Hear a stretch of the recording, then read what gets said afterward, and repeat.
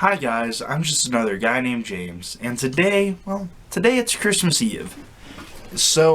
And to me, nothing really says Christmas, Christmas plus a little bit of fun superhero stuff, quite like the Marvel holiday specials from the 90s.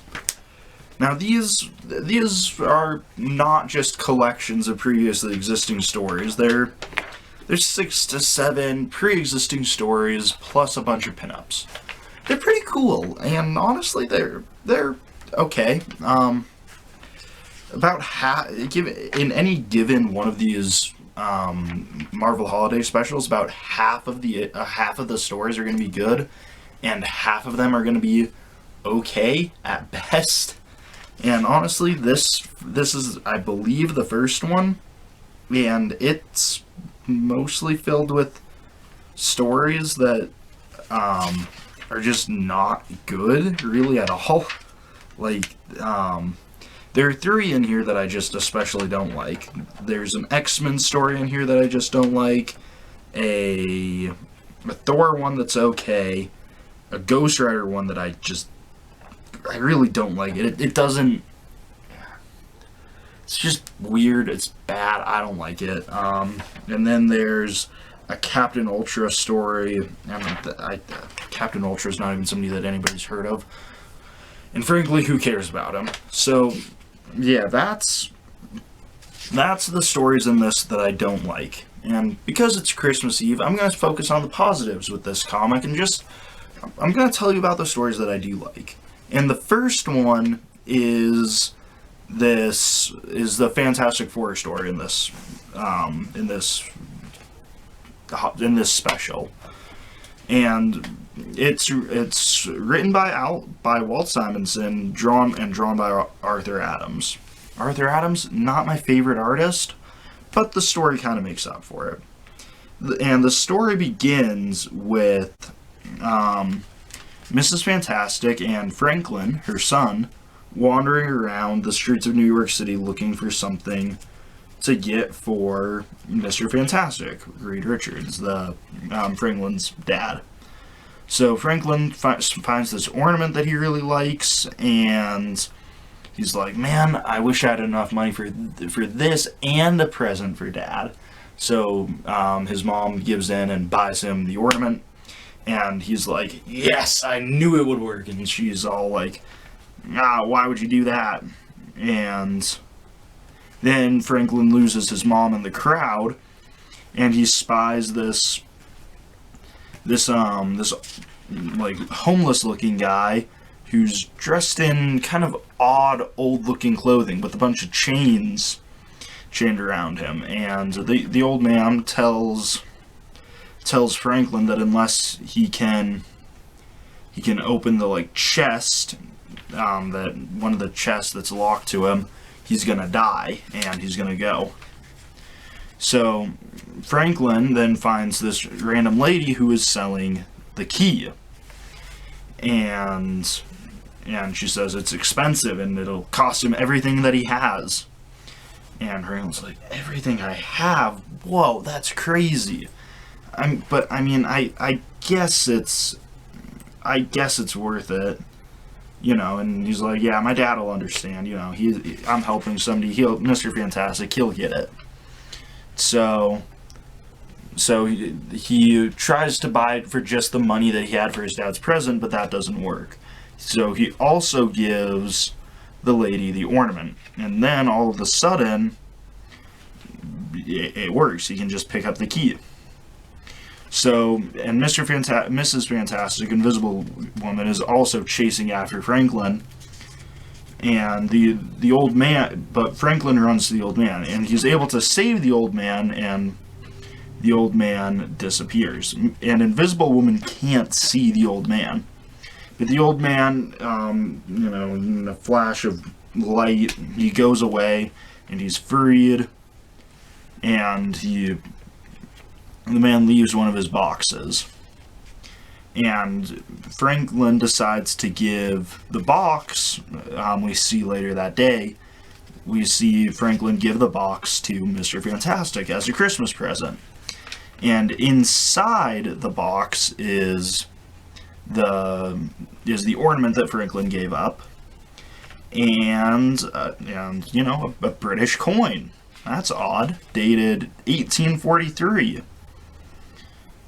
And then it's revealed that that guy, he might have been Ebenezer Scrooge or Jacob Marley. I can't really tell which.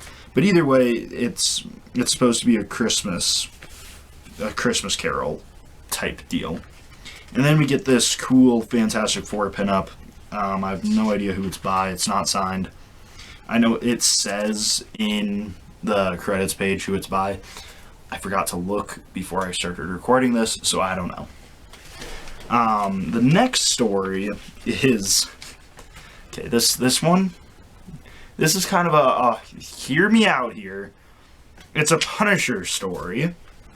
And we see, it starts very happy and cheery, like most Punisher stories do, with a bunch of bums on the street, and they're like...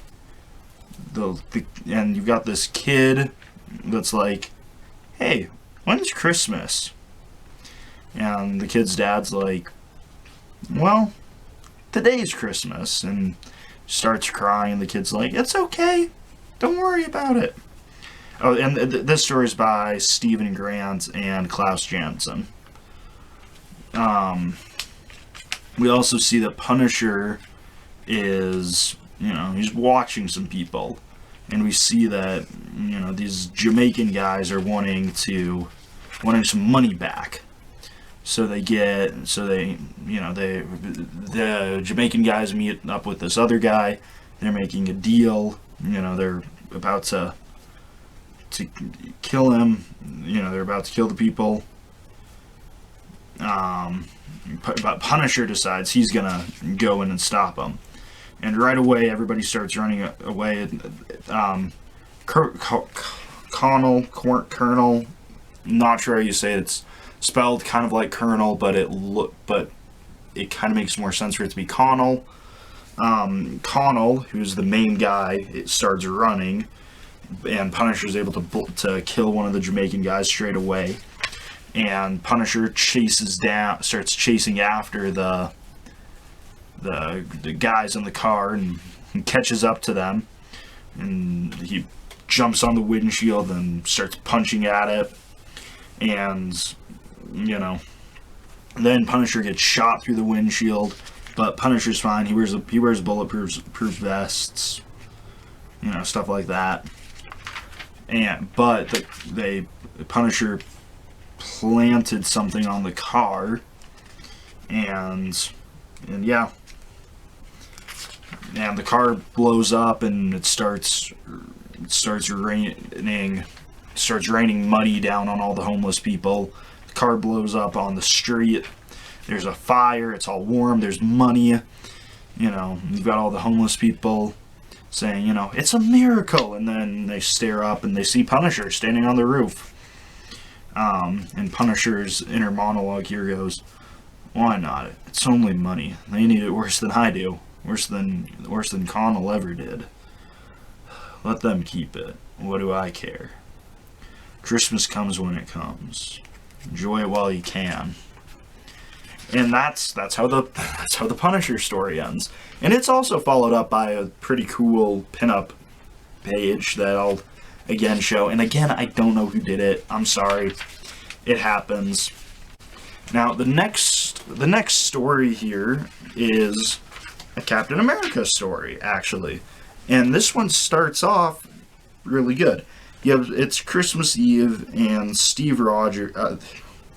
one second. This story is written by Len Kaminsky and drawn by Ron Lim. So the story starts with Cap going on Christmas Eve. Cap goes to a soup kitchen, a VA, like a VA type soup kitchen, where it's for veterans. And he goes there and he serves, and the lady he's serving with ends up being Bucky's sister. And remember, in in old Marvel comics, Captain America had a secret identity. It was not known that Steve Rogers was Captain America. So Steve is like, "Whoa, there's no way that Bucky is this girl's sister." And he looks it up, and yeah, it's true.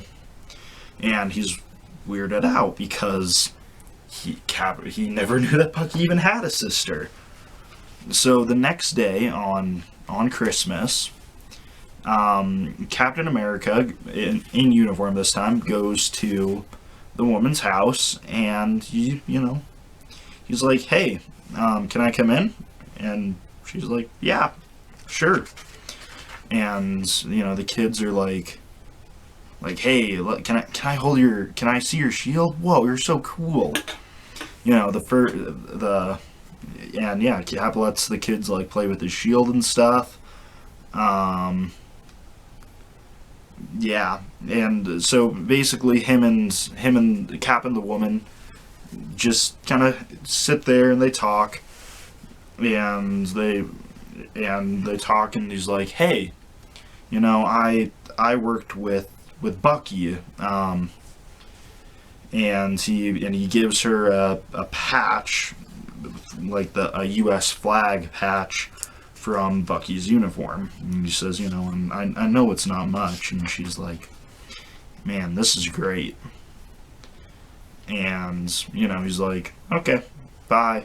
Sorry I couldn't, sorry to take you away from your family." And she's like, "What do you mean? You know what? You stay for dinner. You knew Bucky, you were friends. You're basically family. Stay." So Cap sits and he eats dinner with the family. And yeah, that's kind of where that's just the story. It's just this nice, wholesome story about Cap doing something really solid for his friend's family. And we get another good pinup here with Captain America and his girlfriend, question mark, at the time. So our last story is, I think, the best in this comic, and it's a Spider-Man story. And the story starts with Spider-Man swinging through the air, and he sees an ambulance stuck in traffic.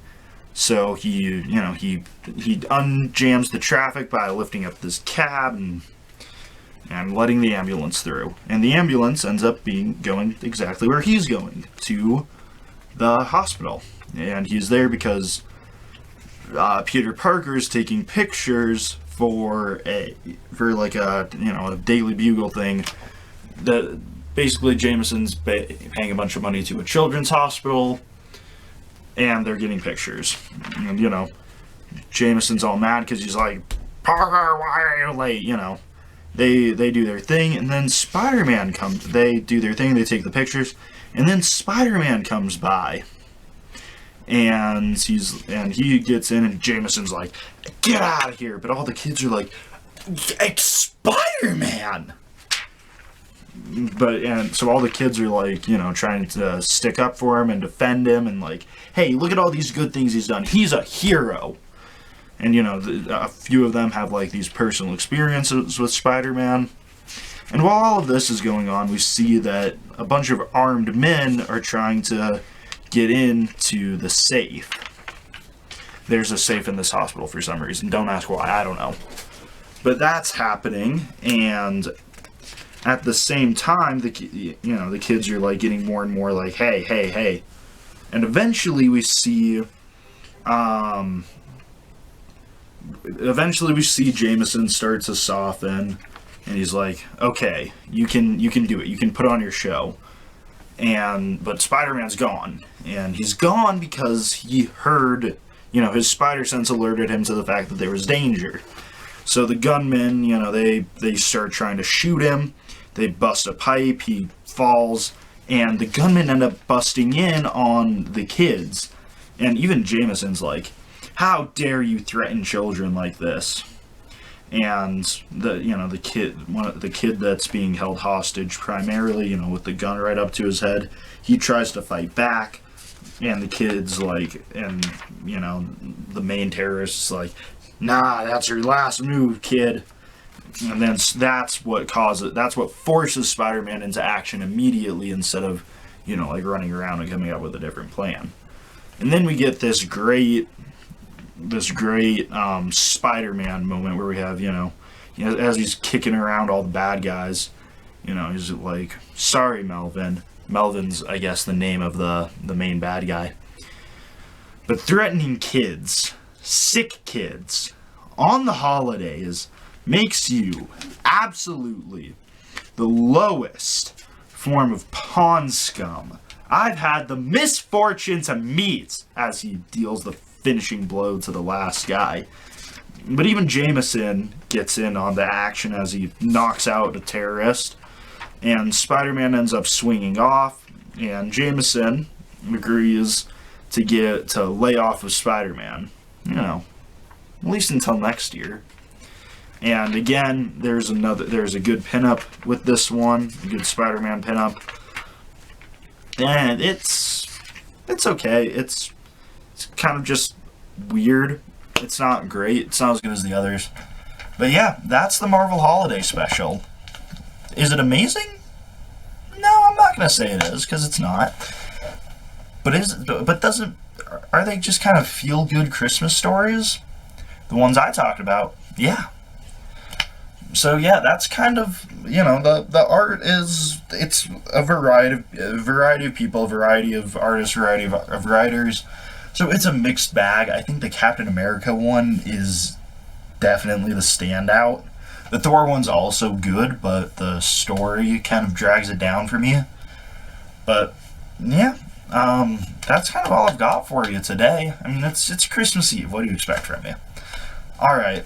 Yeah, that's all I've got. So I'm just another guy named James, and I will see you guys next time. Goodbye.